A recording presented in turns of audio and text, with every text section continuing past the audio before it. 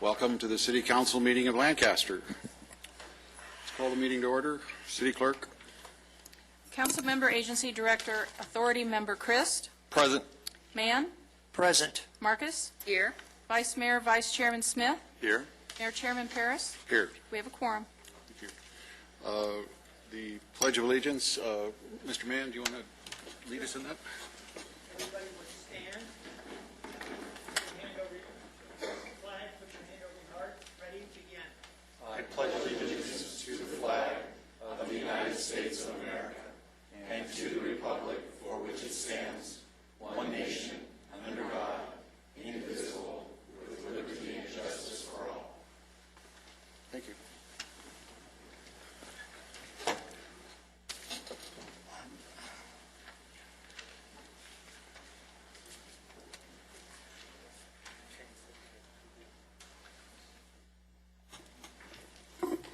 Tonight we have Stan Chambers as our guest and our guest of honor. Why don't you come on up, Stan? Okay. Come on over here. Over here? Yeah, we'll move this over here. Great. As everybody knows, Stan is with KTLA TV. He has been a television newsman for over 63 years. And he was in the...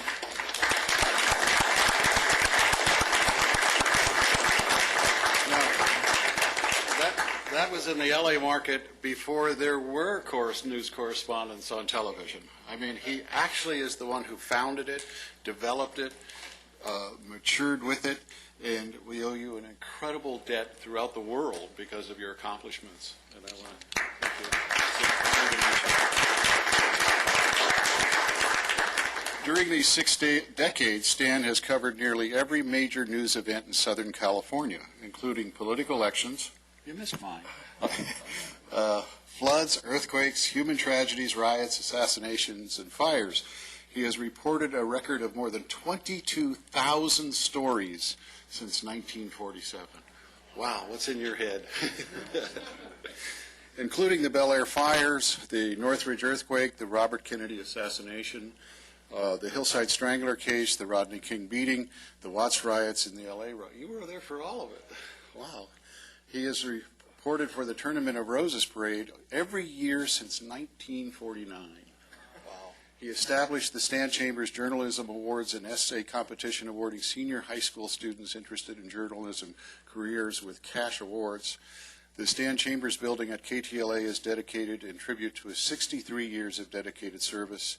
Stan has earned every news honor in Southern California, including the Emmy, the Golden Mike Award, Sigma Delta Chi Broadcaster of the Year Award, Governor's Award from the Television Academy, Lifetime Achievement Award from the Society of Professional Journalists, a star on the Hollywood Walk of Fame, the LA Press Club Award, and his alma mater, the USC Alumni Association Award.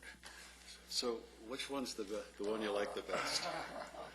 I learned not to pick that one out. Oh, okay.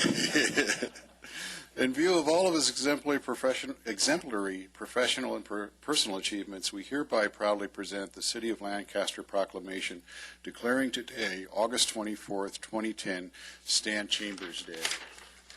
And you got the super duper one.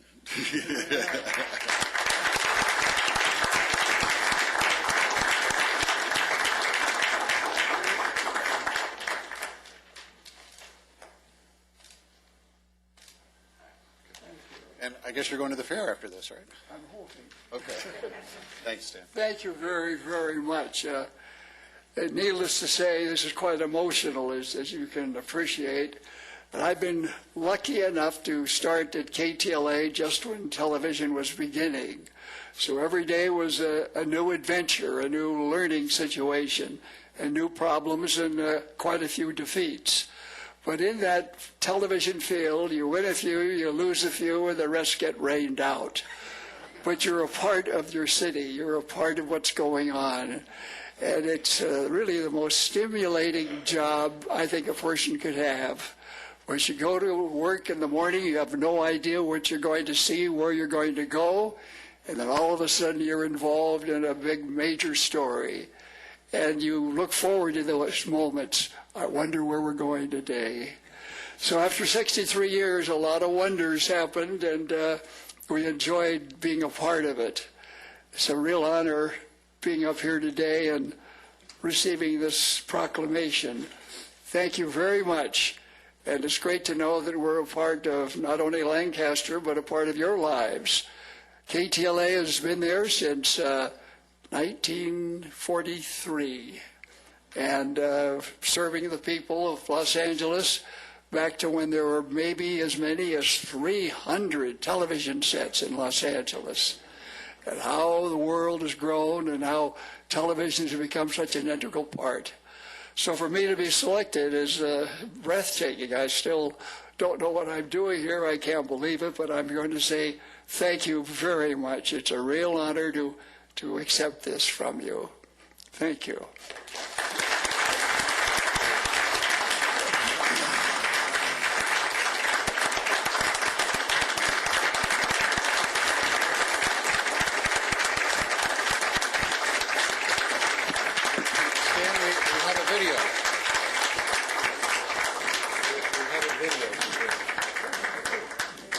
Have a seat and we'll turn it on, okay?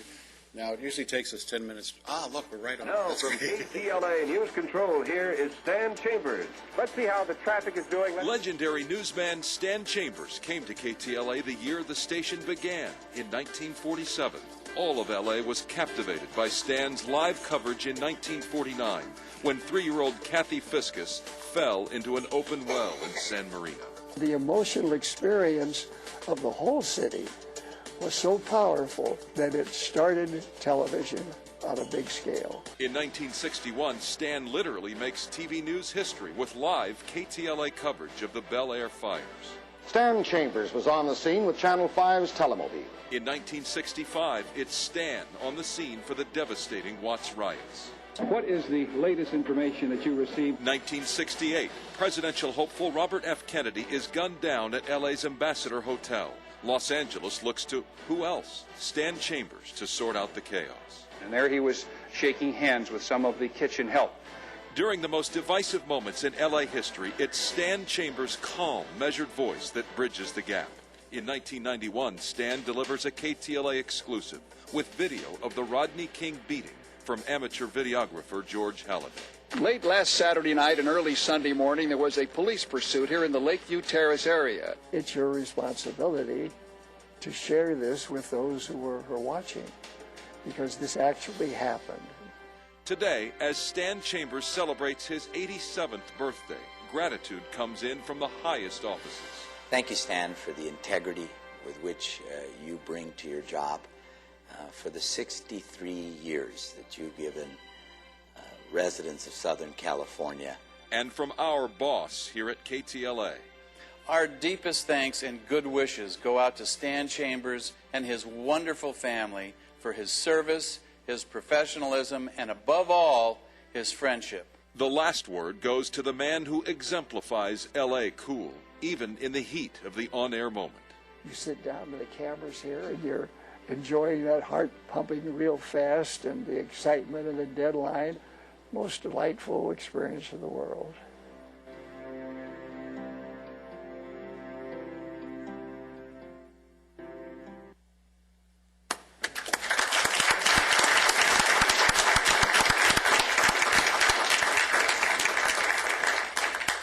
That's a gulper. It brings so many memories back, and you're reliving them quickly. I remember that. Oh, when that happened, did they get that on tape? You know, things like that. So television's been very good to me. Helped me raise 11 children, and it gave me a career I enjoyed so much over the years. And thanks to you, I really appreciate it to be so honored today and look back to those years and remember them well. Thank you.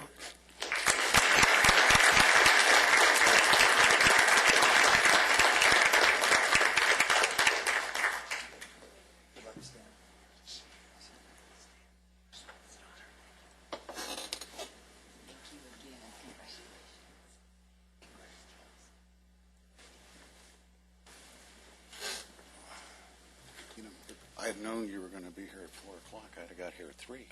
Have a seat. Thank you. We also have presentations for two of my favorite people, and I think they're two of the most favorite people of the entire Antelope Valley, and that's Ron and Yvette Emark. You want to come on up?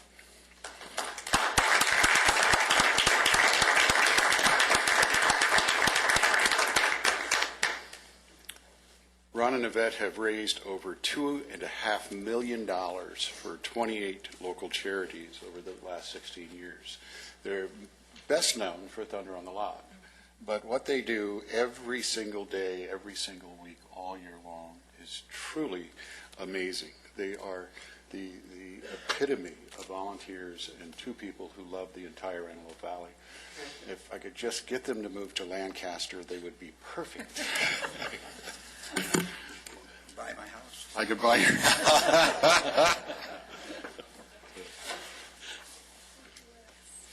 Here's a certificate of recognition from the city of Lancaster. Thank you. And Ron has to get to the fair because he's our fair director also. And he's late. Cool, but that's why we're here, to see Marvin and Ty. But I grew up with this gentleman right here. Of course, I was born in '43, so I didn't watch the first few stories, but You actually reported on a few of them, but, you know, he changed his name since then. it's our honor to be part of the Antelope Valley, but especially Lancaster. Lancaster's helped us take Thunder on the Lot and our charities to the next level, and we really appreciate it because we're going to retire One of these days. one of these days. Here, I thought you were announcing the Honda dealership moving to Lancaster. Thanks for coming.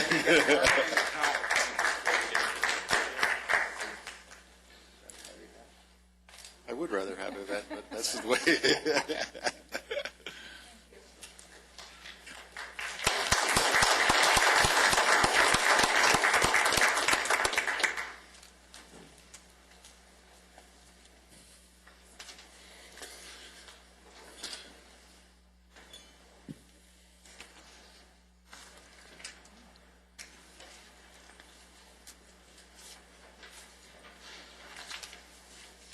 Okay. All speaker cards must be filled out and submitted prior to the agenda item being called. This same rule applies if you wish to speak on non-agendized items at the end of the meeting. Following this process will allow us to conduct a timely and orderly meeting. Thank you. Any items to be removed? We don't have any items, do we? I think we had one more presentation from the Housing Authority.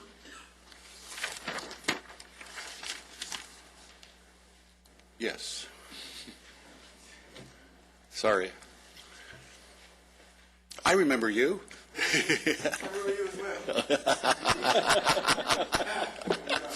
After two and a half hours on the freeway, I apologize for being a little late. That's okay.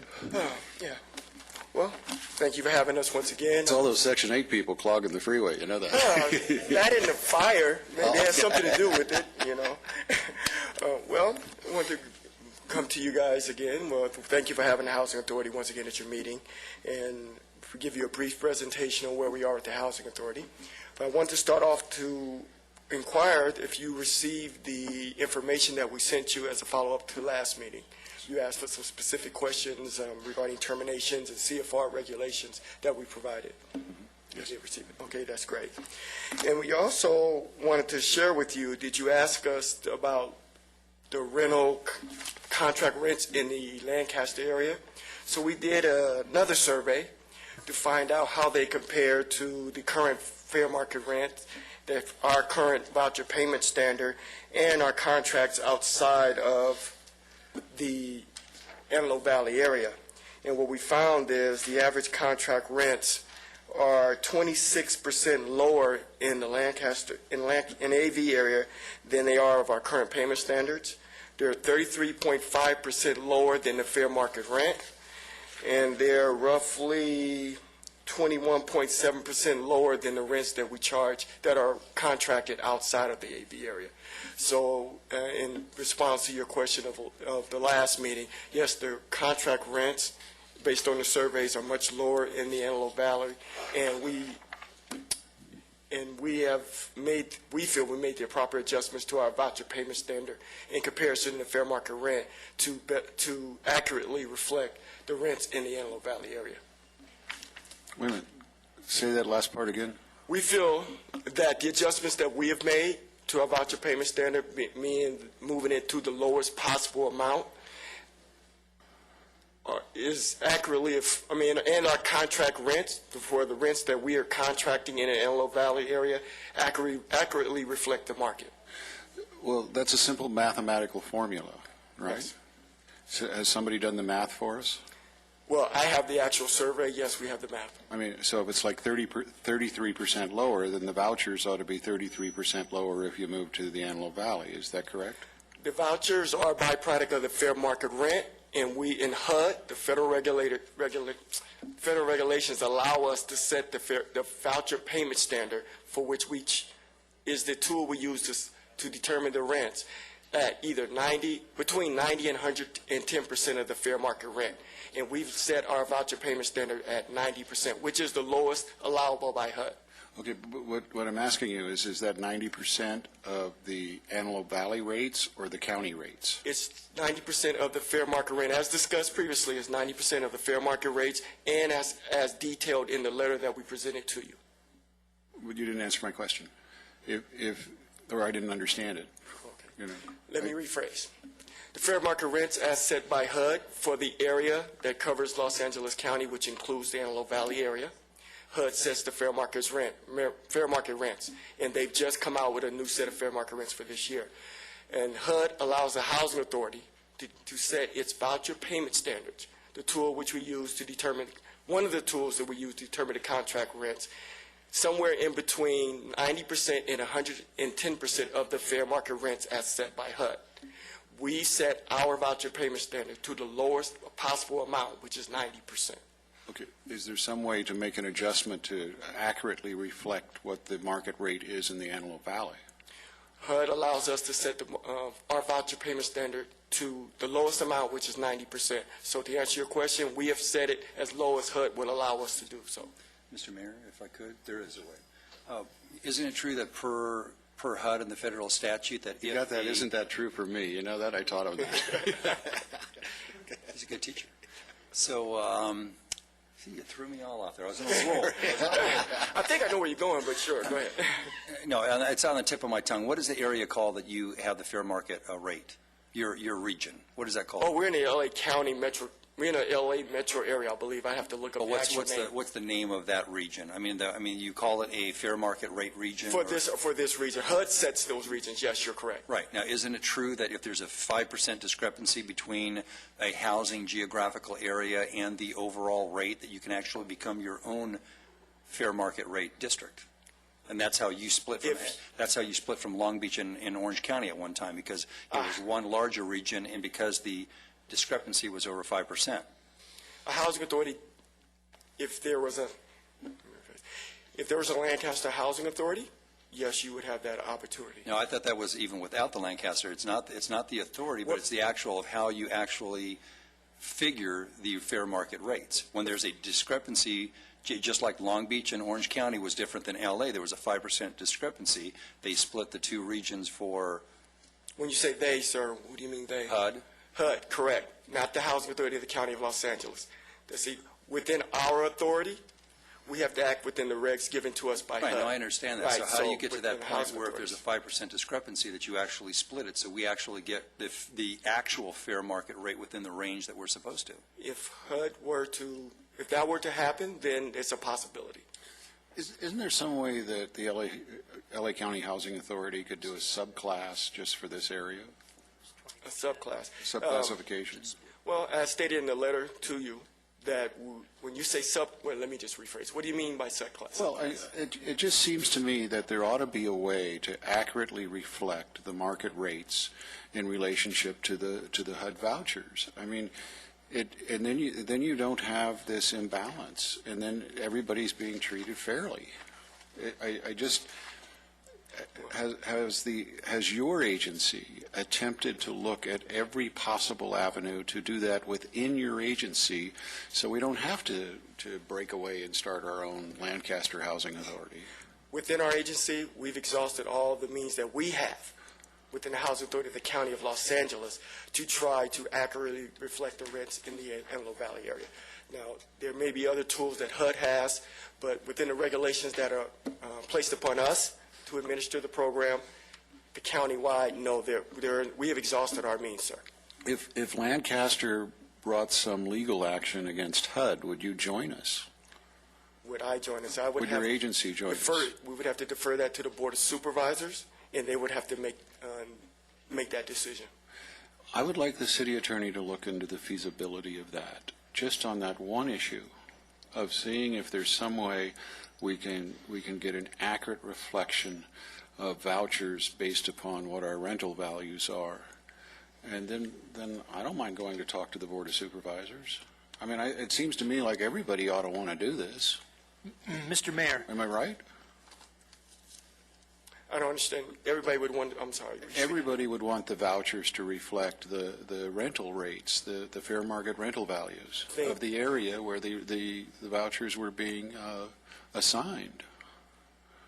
What we want is we want the fair market rent to reflect the market in which they're being used.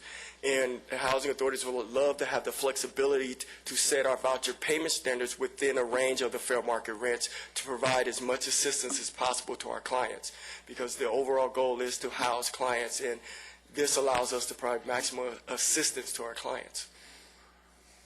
Well, I don't know. Is that really the goal? I mean, yes, is the goal to provide assistance in housing, or is it to pay for 100% of the rent? Is that a question? Because actually, I'm serious. I mean, it seems to me what I would want to do if I was administering it is I would want a reasonable level of contribution from the person living in the house. That would not be prohibitive, but at the same time would have some beneficial impact. My personal belief aside, because I have my own strong beliefs regarding that, the regulations are what they are, sir. The rents are income-based. They're based on the income of the clients, and that's a statute that we cannot change. Let's see what we can do. Okay? I will look into it. I would think there's several levels of administrative remedies that we would have to go through before we get to an actual lawsuit against HUD. Well, then let's start jumping through the hoops now that we got the data. Yeah, I agree. I think we should go through the analysis on our own to determine what the alternatives are, to see if there isn't some way. Because if rents are 30% lower than the L.A. basin in this area, and they're only paying 90%, they're getting a 20% really bump. Appreciate it. Oh, yeah, we have this data Don't you? readily, we have this data readily available. Yes, I agree. Right.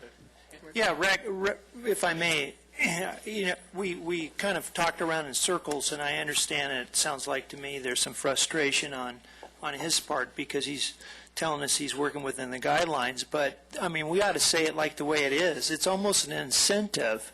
It's a bonus to come to the Antelope Valley.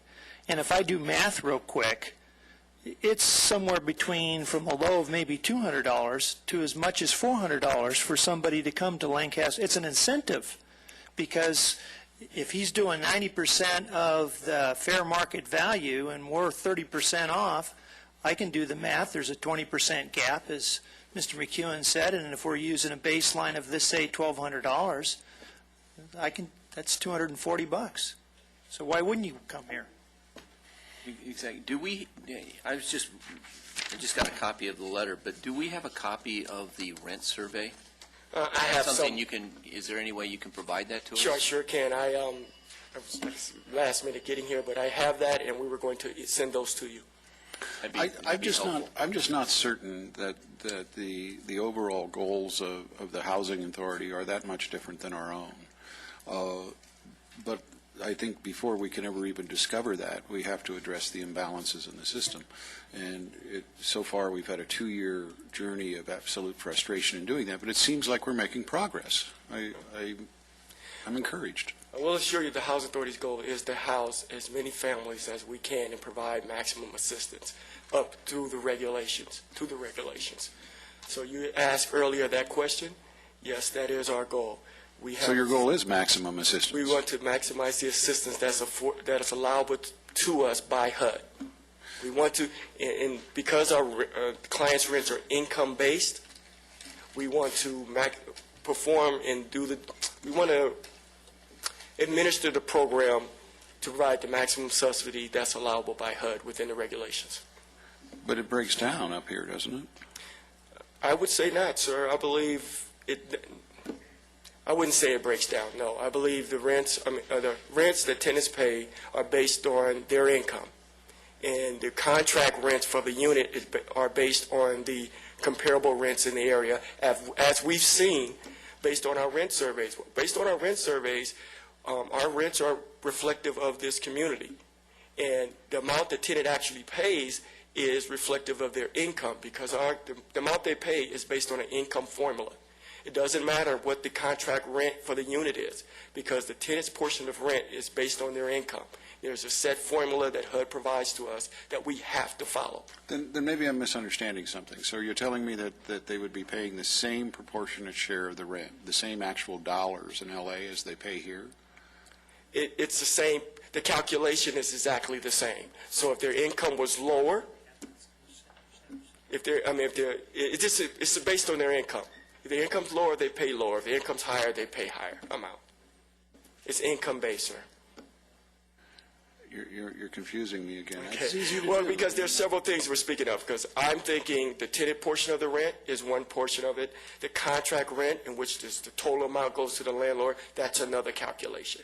So when you're asking questions, I'm trying to address both parts of that. The contract rent is set by a combination of the fair market rents, the voucher payment standard, and the comparable rents in the area. The percentage the tenant pays, where you were saying 200, 400, that's income-based, and that's formula-driven. Okay. The other question that I'd like you to address next time you come is my understanding, and correct me if I'm wrong, but for each recipient or each voucher you also have a certain amount of administrative fees you get from the federal government. Is that correct? We get paid administrative fee for each contract under lease the first day of the month. And I also understand that there's a huge imbalance in the amount of administrative fees that are actually spent in the Antelope Valley compared to the number of Section 8 recipients. Is that also accurate? I would say that would be incorrect. However, I do not have the exact data, but based on the number of staff that we have in this area, including the investigations team, I would say that percentage would be incorrect, but I can give you the exact data at the next meeting. That'd be wonderful. Thank you. Okay. Any other questions? I'd just like a clarification on that. So what you're saying is that part of the policy from HUD that says that a different geographic area can be a fair market regional area, that the only way to do that is to split and make two housing authorities, that L.A. County cannot have two different districts that figure out fair market value when there's a 5% discrepancy? When I'm saying when you're determining fair market rents, that's done by HUD. And I understand that there is a regulation that allows for that, but the housing authority, we really are not actively involved in setting the fair market rents, because those are provided to us annually by HUD. Right, but what you had said is that that could only be triggered if it was a different housing authority created. Now, my understanding was that's not the housing authority that's created, that's just how they actually collect the data. Because what's happening up here is that if the whole purpose back when Nixon actually started this was to actually provide affordable housing for people for low income. And when it comes to a community like this, and it falsely goes up 20-30%, you actually are creating less affordable housing, because that also elevates the other rents. And that's what's been found nationwide. So I just want to find out we'll research it and find out. I'll research as well, because your specific question, I'm not clear on your specific question, because the housing authority has some tools, and then HUD has tools. So I'm a housing authority of the County of Los Angeles employee within our authority, I know what we can do, but within HUD's authority, I would research it further to find out what HUD has the capacity to do. Thank you. Okay. Mr. Mayor, if we could, it'd be really helpful to get this information ahead of the meeting instead of at the meeting. So that we can, I'm just we thanking can God kind we of got any digest it information before at the all. meeting and then have a more meaningful discussion. I agree. Okay, And I agree. The but rent this is the study- first time anybody's really made an effort to give us anything, and I I appreciate it. I agree. I think he's done a wonderful job of providing the information that's been provided, and I think it's now up to us to try to understand more thoroughly what that information is. And if the Republicans would just take Congress, then we could fix the HUD issue, couldn't we? Created it. Okay. So, Nixon. It was Nixon. just to conclude our report, I just want to give you an update that there's 2,249 active contracts currently in Lancaster. How many, I'm sorry? 2,249. Of that, 119 are elderly, 766 are disabled, 217 are both elderly and disabled. 100% of the annual recertification for Lancaster contracts are completed. 100% of the annual inspections for the contracts in Lancaster are completed on schedule. The Housing Authority remains 100% leased up, thus our waiting list continues to be closed, and we've just submitted our scorecard to HUD, which is CMAP, and for the second consecutive year, the Housing Authority has scored the highest possible points, highest score in its history on its CMAP scorecard, and we've just submitted that to HUD this past week. And that was going to conclude my presentation. Thank you very much. Okay, you're welcome. Okay, moving on to the Redevelopment Agency. We have a staff report on R&B 1 from Vern Lawson.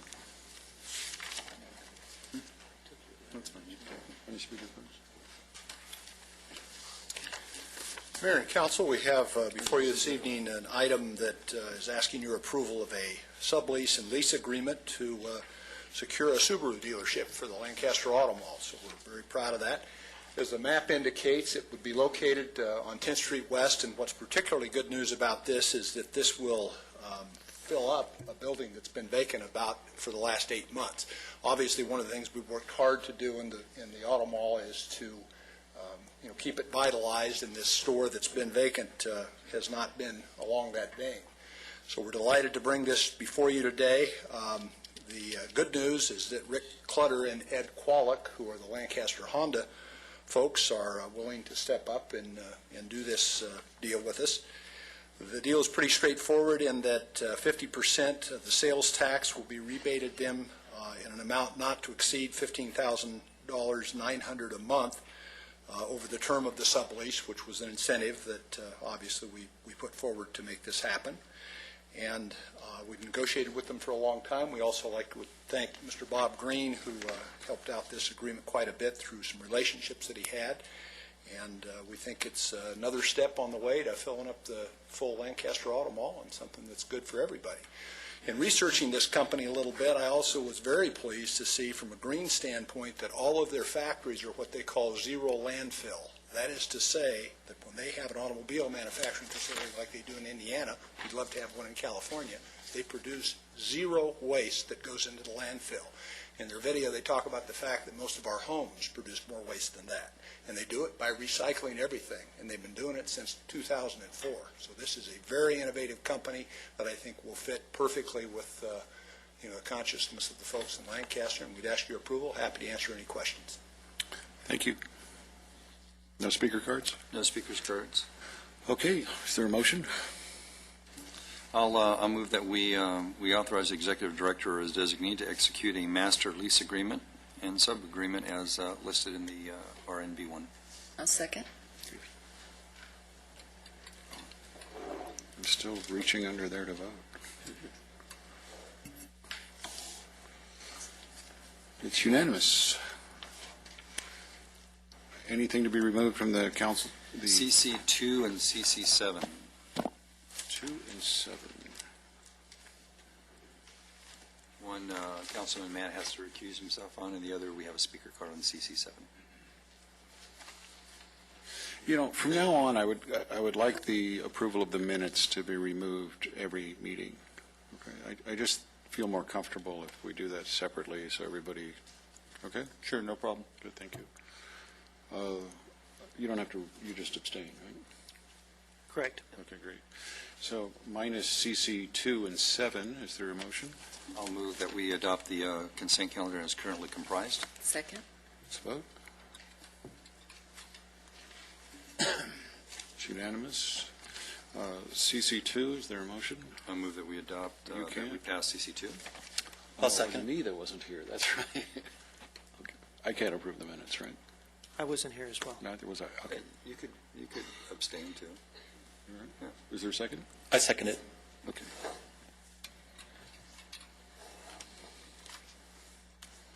Okay. Passes. 7. 7, you have a speaker's card.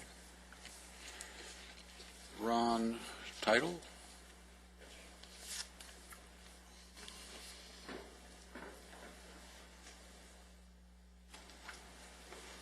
Good evening.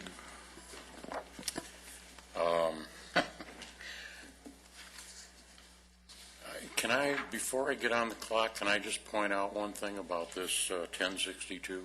Sure. 1062 apparently, according to my research, has already been assigned with the JCH Auto Properties resolution. And the reference to the staff report shows 1063, which I don't think has been born yet. I could be wrong. City Manager? We will certainly check into that. I don't have the JCH agreement in front of me, but if so, we can make a correction as part of the motion, Dave. I just want Yeah, to the motion should be to number the resolution in the next appropriate number in sequence.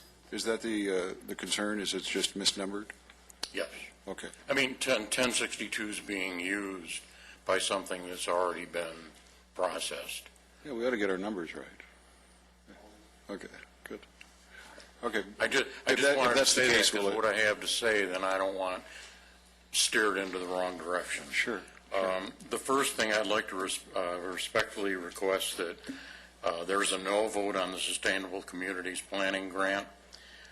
Reason about that is the minute somebody mentions sustainable communities, the hair on the back of my neck raises up because it automatically makes me think of Agenda 21, AB 21, or Agenda L, what is it, LA 21, it's referred to. That's also a local agenda. I just want to point out one thing. Both represent an unprecedented government control and unsustainable regulations and spiraling consumer cost and taxation. It may seem innocuous to apply for a grant, but I promise you when you apply for a grant, it's not a no strings attached. They are going to come back and they are going to take a look and see what you're doing with the money. They may run studies. I think somebody pointed it out at the estimation of $250,000 to run an EPA study or an ecological study. All right, in any event, I just want to point one thing out about Agenda 21, and I'm going to have them read it as quick as I can. The action plan, it's agreed by UNCED and the Earth Summit.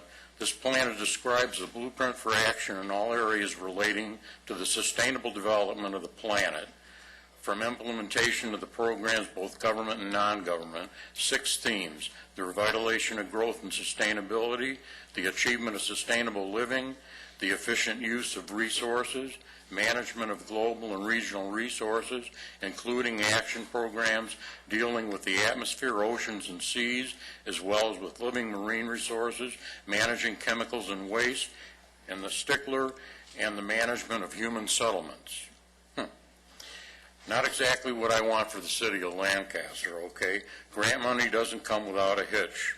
Grant money coming from resolution number 1062 is brought to us by funds from Proposition 84, which was passed in 2006. We were warned at that time when they passed that proposition that was going to end up being a slush fund with very limited oversight as to how it was spent. In any event, both resolutions put us in compliance with federal government and complicate our beholden to the state. I have two questions, well, actually three.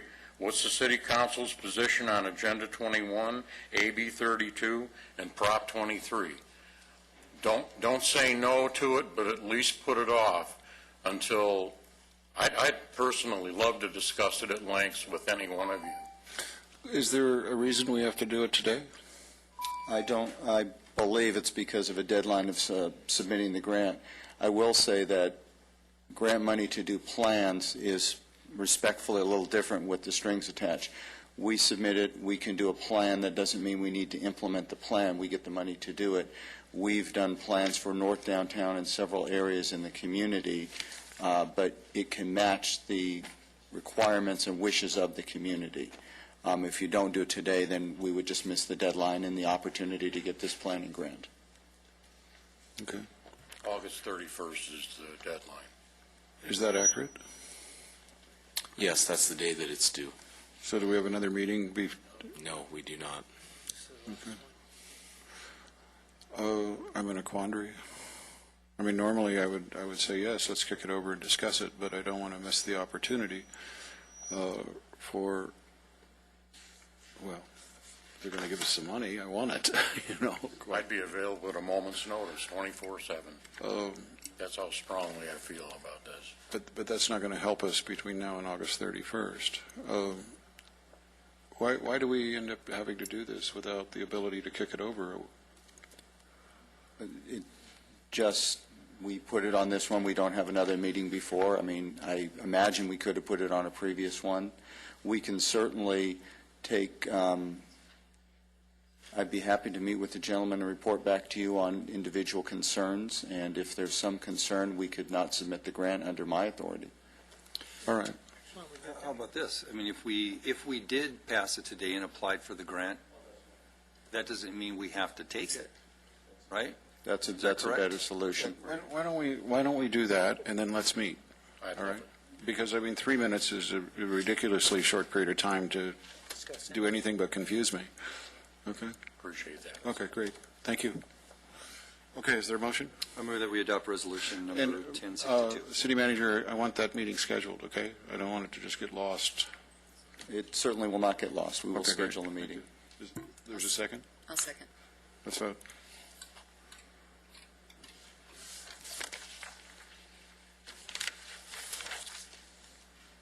Okay. Thank you. We'll meet in a relatively short period of time. Great. Thank you. Okay. Moving on to new business item 1.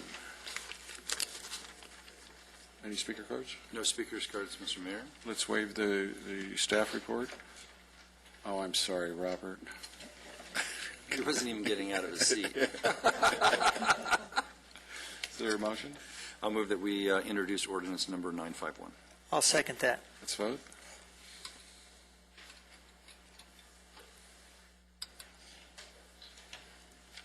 It's unanimous. Moving on to new business item 2. Any speaker cards? No speakers cards, Mr. Mayor. Let's waive the report. Is there a motion? I'll move that we adopt resolution number 10-63. I'll second that. Let's vote.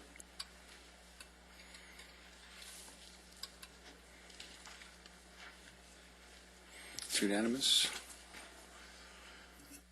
Okay, new business item 3. I bet there's a speaker card on that. No speakers card, but it'd be nice to hear the report. Let's hear the report.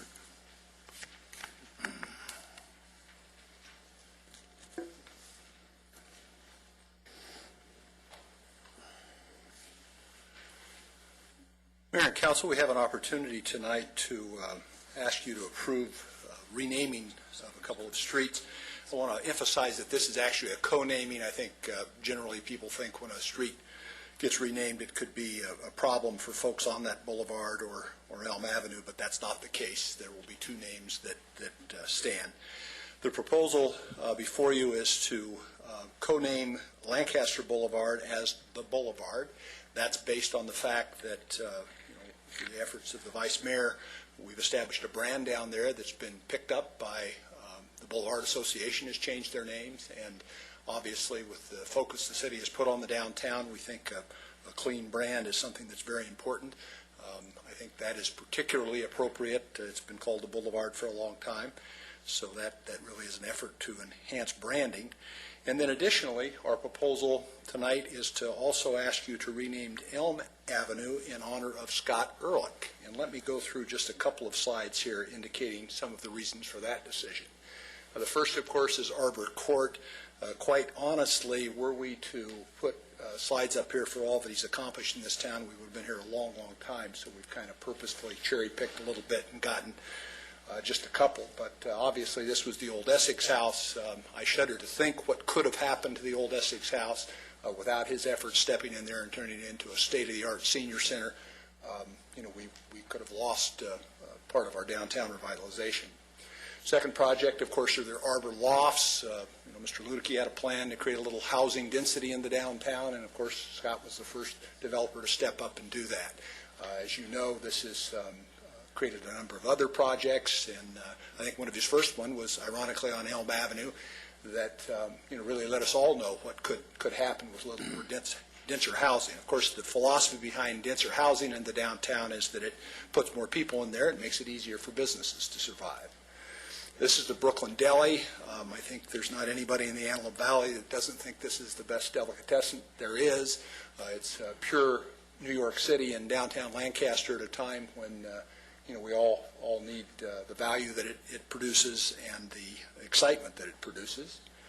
And then finally, Beck's and Rochambeau Lounge. Originally, when he bought the old furniture store, I thought he had a number of different ideas, and I was in the other day having a business lunch at Beck's, and I just almost have to pinch myself.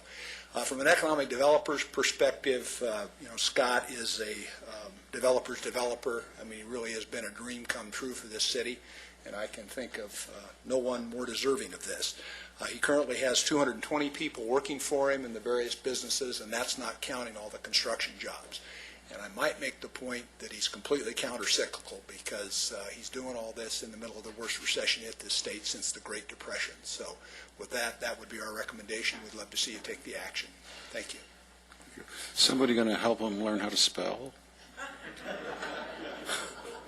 Scott or me? Never mind.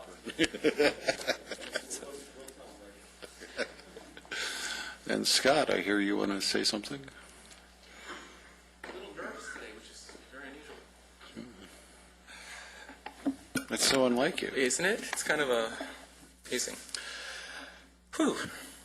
$31,767,634. No, I'm going to say that again. $31,767,634. You didn't give nearly that much to my campaign. Yes. That is, to date, how much money we have spent employing local, or predominantly local people within a half-mile range of where we're standing right now. Wow. I was blown away at that number, and Vern, thank you very much, by the way. It was the B to the R that he was saying on Rex. I just want to get that one for you. That's unbelievable, and we're moving so quick. We forget almost $32 million over the last 3 years. That is a lot of money. That's 400 to 500 people that we've employed in construction. And by the way, when I say we, this is we.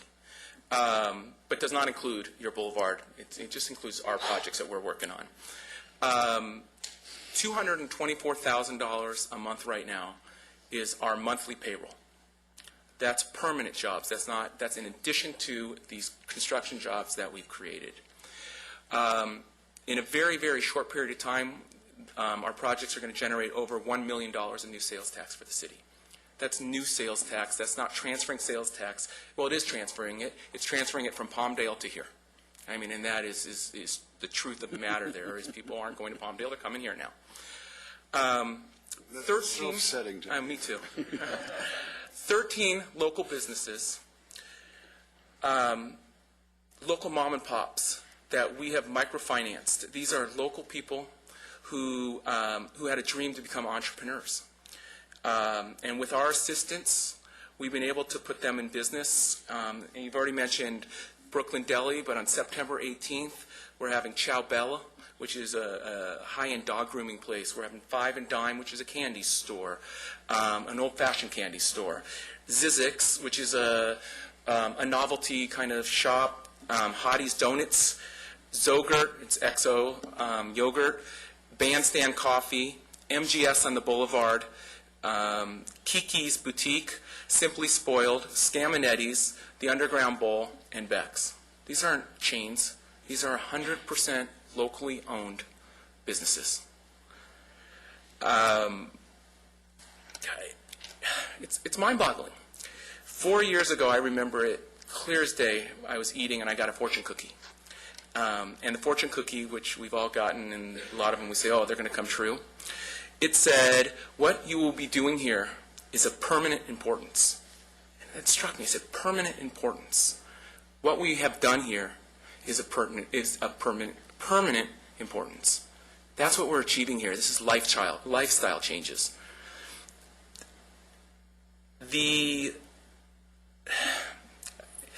I'll tell you, Bob Green and I had a conversation last week, and he said, Scott, congratulations. And I said, this is crazy. I mean, this is, as much as I don't want to admit it, it's incredible. And he said, well, you deserve it. He said, because you could go to any city you want to do and do what you're doing. And my answer to him is, you're wrong. And I don't know if you even understand that. I couldn't go to any other city that I know of and do what we've done.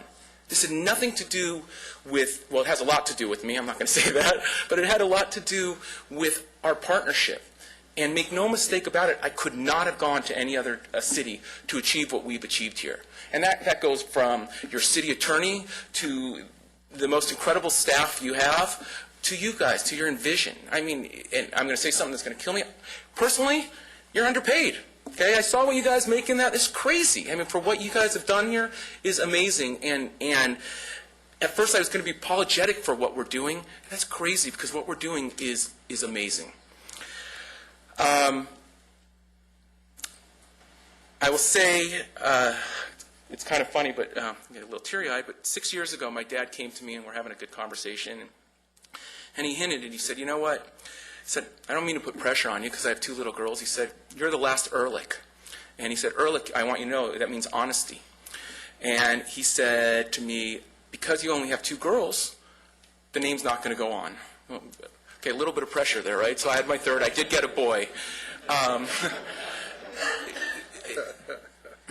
But the gift that you're giving to me, I give to my dad right now. And to have a street named after him is I'm going to tell you, I'm getting teary-eyed, is a gift that I don't think there could be a better gift of immortality to my dad in the world. So I thank you for that. I will close on one note. Rex, I know you're a very smart guy, and the rest of the city council. Don't think for a moment I don't know that by bestowing this honor upon me, there's not an ulterior motive. That you know, having a street named after me, that I will spend every single penny I have right now to finish these projects and to do what we started out. That sounds so manipulative. Yeah, I can't figure that out. And you know what? The truth is, it works. It will work. This street will be the best downtown in America. And I'm very, very proud and honored to be a part of it. So I thank you for this consideration. Thank you, Scott. Thank you. Do you mind if I leave now? Because I'm really not in the mood to hear negatives. I wouldn't stick around. I don't have any speakers cards. There's actually no speaker cards.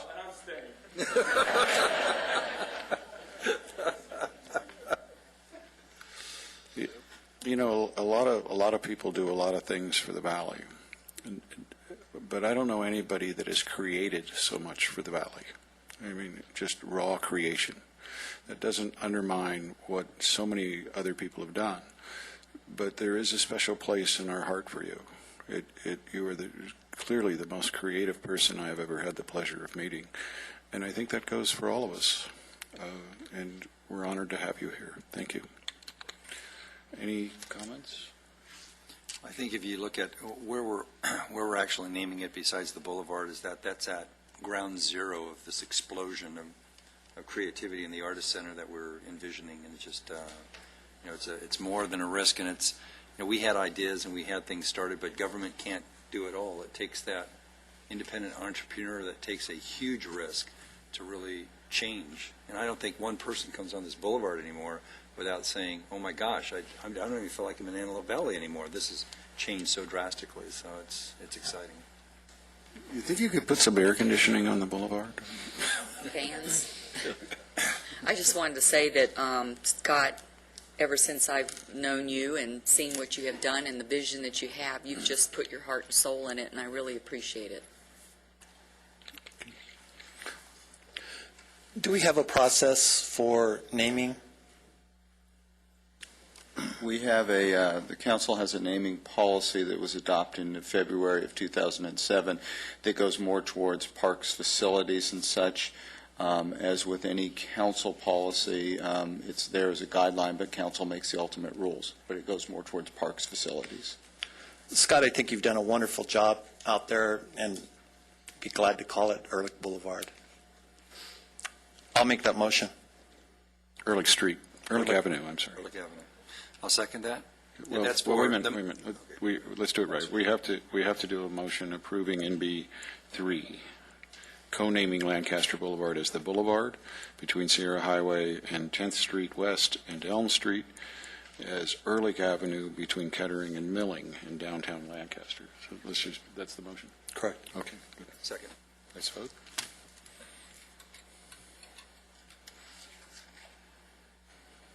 It's unanimous. Thank you, Scott. NB4, Vern Lawson.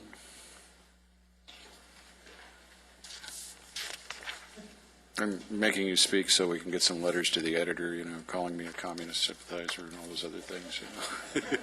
My pleasure. You should tailor your remarks towards that, Mr. Lawson. This is a simple request. We're here to ask you to give the mayor permission to invite the community of Huainan, China, to become our sister city. And there is an ulterior motive, and the ulterior motive is we would like to have some individuals there invest under the EB5 program. I think we've talked about that a little bit. If a foreign national makes an investment of $500,000 now in the city of Lancaster because we've had an approved regional center, that individual is allowed to get a green card. That's a very important thing, particularly in China, primarily for access to our educational institutions in the United States. We've worked with an outfit called NeoPower that's done everything that they said that they were going to do, and the next step is to step up and develop this relationship further with the city of Huainan.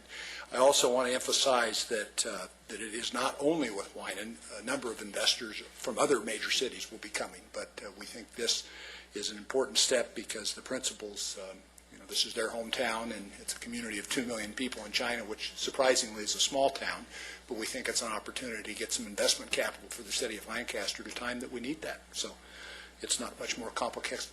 Let me clarify the EB5 program a little bit. It's not as simple as writing a check and getting a green card. That's not how it works. There's an extensive background check that the State Department does. And then there's a 2-year process of getting the green card where they actually verify that the $500,000 was invested in the region and that it was invested in job creation, and I believe it's 10 jobs minimum have to be created. And that has to be done over a 2-year period of time. And then at the end of the 2-year period, then the green card, if you meet go through all of the steps and all of the hoops, then the green card is issued. There's 10,000 a year that are issued under the EB5 program, and that's worldwide. That's not just China. And surprisingly, it's not filled. It's not. There's always vacancies in availability. The anticipated investment into the region, meaning the Antelope Valley area, as a result of this, will be $200 million, and that will translate into how many thousand, 4,000 jobs? I think that's how the math works, within a very short period of time. So it's really a magnificent program. When you just hear the encapsulated version, it doesn't sound like a good program. But, you know, when you actually research it and understand what it is, this is an amazing opportunity for us. Thank you. Any questions? Is there a motion? I'll move that we authorize the invitation of the city of Huainan. China to become a sister city, and authorize Mayor R.X. Paris to execute all appropriate documents. I'll second that, as long as I don't have to learn Chinese. Well, you know, it depends on how economically competitive you want to become. And it's up to you. I'll second that. Thank you. Instead of thank you, I should say, Sheshe. Sheshe. Yeah, that's right. Thank you. You know, that's how well my lessons are coming. Okay, thank you. It's unanimous. Okay, council agenda item 1. This is mine. It's for the Lancaster Museum and Art Gallery Foundation. They've changed their bylaws to be in line with the LPAC Foundation. I have to nominate and appoint the people to it with the concurrence of the council. So I got to announce it at the next meeting. I will nominate Ralph Bozigian, Ingrid Chapman, Ed Cox, Yvette Emard, Al Hoffman, Ramon Ramirez, Bridget Razzo, Robert, help me out here. Anybody following their notes here? Regaldo, Michelle Schaefer, Sue Dell, and Marilyn Darwinple should be on this. Yes, that was her oversight. Okay, and so add her to the list. And we'll do that next week. I can appoint Sandra Persley to the Architectural and Design Commission today, can I? That is correct. It's on there for action. It's a separate item. Well, I don't have to take any action on CA1, do I? No. Okay. So CA2 is I'll nominate Sandra Persley to the Architectural and Design Commission, even if she was late for the meeting tonight. She was on time. I don't think so. I was sitting here waiting to start the meeting for you to be here. That was really good. Okay, is there a motion? I make the nomination. What do we got to do, a motion in a second, or just vote? I think we can just vote, can't we? That's on CA2, correct? We're taking action on CA2. That's correct. Okay. So I'll move to accept the nomination of Sandra Persley. Second. Okay.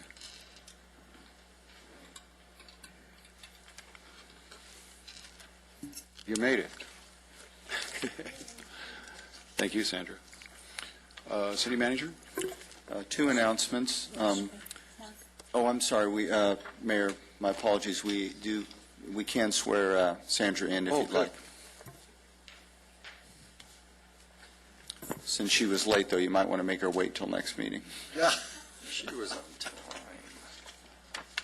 I saw her. Was she on time? Yeah. Let's take a vote. Was she on? She was. Aye. Okay. Raise your right hand and repeat after me. I I, Sandra Persley, do solemnly swear that I will support and defend the Constitution of the United States I will support and defend the Constitution of the United States and the Constitution of the State of California and the Constitution of the State of California against all enemies, foreign and domestic. against all enemies, foreign and domestic. I will bear true faith and allegiance I will bear true faith and to allegiance the Constitution of the United States to the Constitution of the United States and the Constitution of the State of California. and the Constitution of the State of California. I take this obligation freely I take this obligation freely without any mental reservation, without any mental reservation purpose of evasion. or purpose of evasion. I will well and faithfully discharge I will well and faithfully discharge the duties upon which I am about to enter. the duties upon which I am about to enter. Congratulations. Thank you. I just think you're sitting.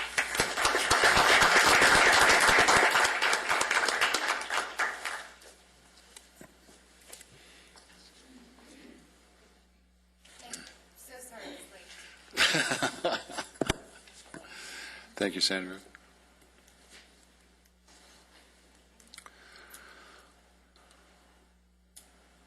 Okay, any announcements? Yes, I have three quick ones. One, I'd point out to Councilman Mann that we did see in China a Mandarin Camille's, so you might want to learn. Number two, I'd like to thank staff, the Chamber, for putting on a wonderful parade with the new boulevard. There were some challenges early on in the planning, and it probably was one of the most enjoyable parades I've attended in Lancaster. It was just different and much more intimate. And that leads to the third one. I'd like to take a prerogative on behalf of staff with Mr. Ehrlich. On behalf of staff, we really appreciate the council's action tonight. There could not be a more worthy person. Working with Scott is a joy for all of us. It's a challenge sometimes, but it's also a joy. And I would disagree with Scott on one thing, and we've been talking about this on staff. There are times that you should listen to the naysayers because you can tell that you're doing the right thing. And the stages we've looked at is a lot of naysayers started with, well, it'll never get done. Then they went to, well, it's getting done, but why are we doing it? The third is, yeah, it's nice, but it's too expensive. We're in stage 4 now, which there's not enough parking.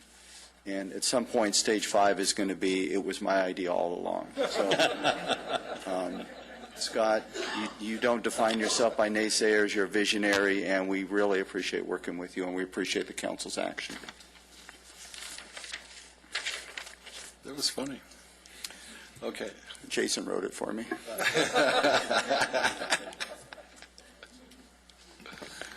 City Clerk. Ladies and gentlemen, this is the time for you to address the City Council on any items that are not on the agenda. You'll find speaker cards on the table at the back of the council chambers. We respectfully request that you fill the cards out completely and concisely so that if the council or city staff needs to get in touch with you, they will be able to read your card. As much as we appreciate your request to make comments before your 3 minutes begin, please understand your time begins when you start to speak. Individual speakers are limited to 3 minutes each. When you approach the podium, you'll see 3 lights. The green light comes on when your time begins. The yellow light comes on when you have 30 seconds left, and the red light comes on when your time is up. We ask that you be considerate of the allotted time to allow other speakers to have their 3 minutes as well. Following this procedure will allow for a smooth and timely process for the meeting. State law prohibits the City Council from taking action on items not on the agenda, and your matter will be referred to the City Manager. Thank you. Thank you. And a favorite of mine who I've missed, David Paul.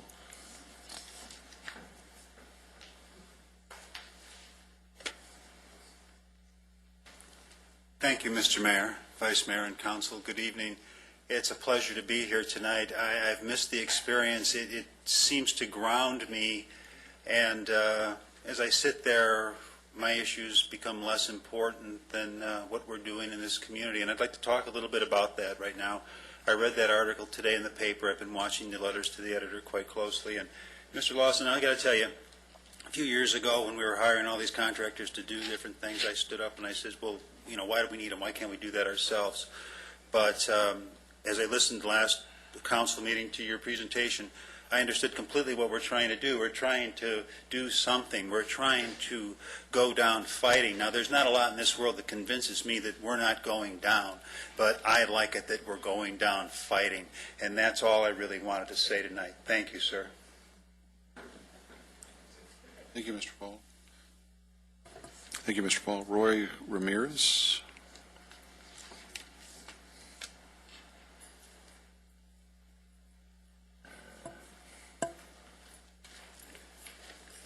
How are you? Good. Good evening.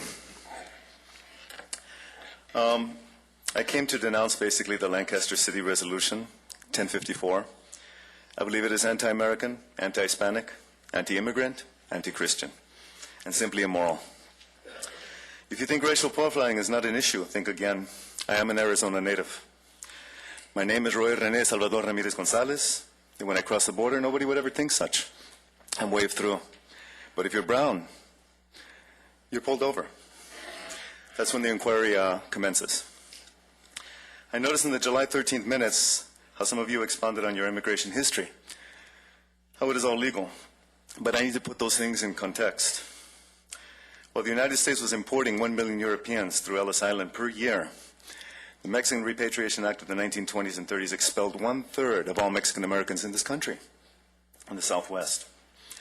As an example, this occurred to my mother, where her mother's family was uprooted from the state of Colorado, placed on a train to Gomez Palacio Durango, with some 200,000 other refugees.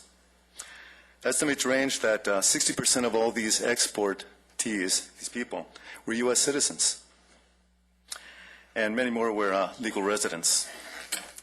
There's been a long history of cross-border interactions long before the arrival of the United States in the Southwest, and this should not be ignored. There are many paradoxes. That's a negative side, but we can be positive. You have the opportunity to leave a wonderful legacy. Our great president, Ronald Reagan, was an optimist who profoundly was familiar with the history of the Southwest. In 1968, as governor of the state of California, he made a speech commemorating the California Constitution of 1849. It is a bilingual document written in both English and Spanish. The same exact document used to take this great state of California and join with the United States. I quote from President Reagan, or actually then governor. As Mexico and the United States continue to discover the mutual interests and common heritage, the agreement they reached 120 years ago becomes not only a vital link with the past, but also a symbol of the future. The Treaty of Guadalupe Hidalgo, as a contract between sovereign states, is indispensable. As a bilingual bridge between our nations, it has enabled us to exchange and consolidate the best of both of our cultures and traditions. As governor of California, where the two great cultures met and joined in our bilingual Constitution of 1849, I am proud to display this phenomenal results and the radiant hope for the future resulting from this union. This is the same document, bilingual document, which aids our society in the rule of law. Anyway, please try to keep it positive with respect to 1054, and really, please repeal it, because racial profiling only foments, I guess, anger, resentment, and I appreciate your consideration. Thank you. Thank you, Mr. Ramirez. Kamiko Ford Chambers. Good evening.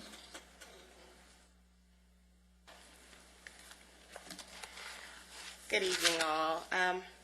As you said, my name is Kamiko Chambers, and I'm a resident here in Lancaster. I live on the 45,000 block of Kingtree Avenue, and I too share the vision, mission, and the values of this city.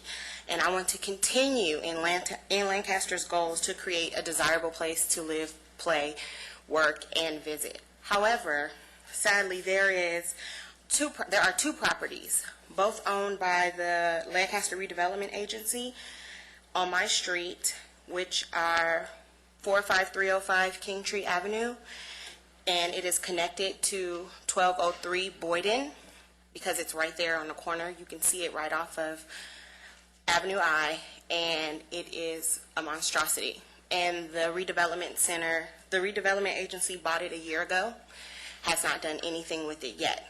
I've come to the city hall and spoke with the redevelopment agency representative, and they told me that the plan is to rehab the house and sell it in a kind of a first-time buyers program for residents who would not likely be able to buy housing. I think that is a very noble thing to do. However, I do have a plan for to make this property an asset to the community. There are, in this community, the vacancies, the housing vacancies are numerous right now. And this eyesore in our community is making it very hard for businesses to come in, for potential home buyers to come in, and less desirable for myself and my neighbors to work and play. I have gotten together with a couple of my neighbors, as well as a local church, as well as some educators from the local elementary school, myself and two directors for the program that we are offering, which is called the Leadership Education and Recreation Network. This facility, because I'm going to now call it a facility, even though it's two homes, would be a perfect place for for our group and for our community development project that we would like to present to the city of Lancaster. I know that this is not what you guys usually do. It's a housing agency, a redevelopment agency. I totally understand that. But I'm asking for you guys to think about doing something differently. I'm not here asking for money. I'm asking for a chance. Okay, I'll take the hook. I want you to get the most credentialed people in your group. Absolutely. Okay? And I'll meet with them. And then we'll take a look at what you want to do. Thank okay? you. And Natalia, would you set that up? And it's going to be about 30 days. We'll take that. I'm all over the place, okay? If you'd like, I brought just a synopsis of what our premier program for the community center would be. If you could give that to the city manager, he'll pass it out to us. Absolutely. Thank you Okay. very much. But I'm not saying I'm going to do it. I'm saying I'm going to look at it. Okay? I appreciate even that. And then if I like it, then I'll bring in the rest of the council. And if anybody, well, I guess any one other person wants to join in the meeting, you're more than welcome. Okay. Thank you very much. I Okay. appreciate it. Thank you. Reverend Brooks.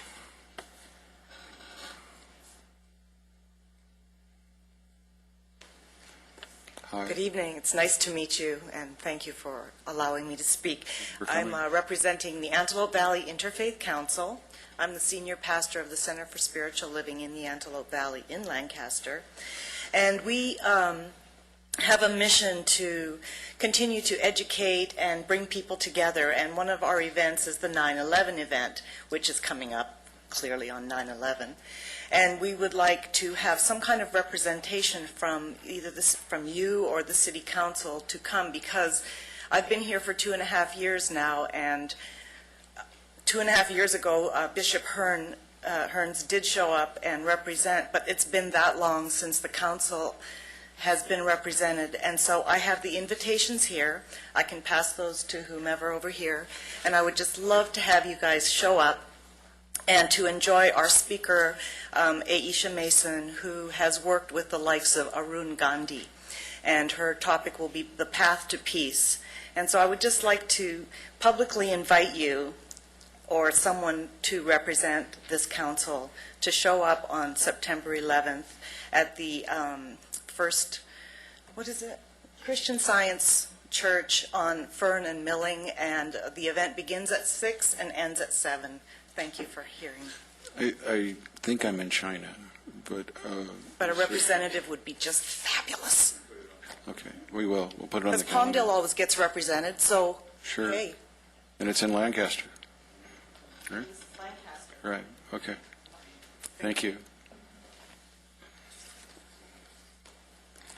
Jonathan Urban.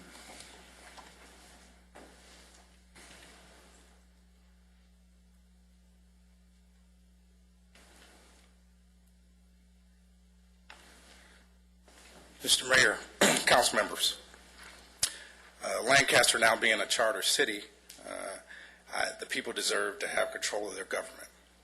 Today in the AV Press, it was positively clear that special interests have a large role, too large a role in our elections.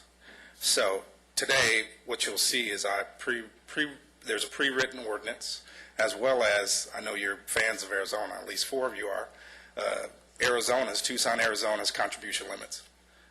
I would hope that you would look at this and pass it, even alter it possibly, for the people of Lancaster. They deserve to have control of their government. Lancaster city government does not deserve to be controlled by special interests. As I reviewed the 460s, I found that Ron Smith had omitted over $130,000 of expenditures as well as contributions. He wouldn't have to do that if our elections were more transparent and we had some Lancaster campaign finance reform. Thank you.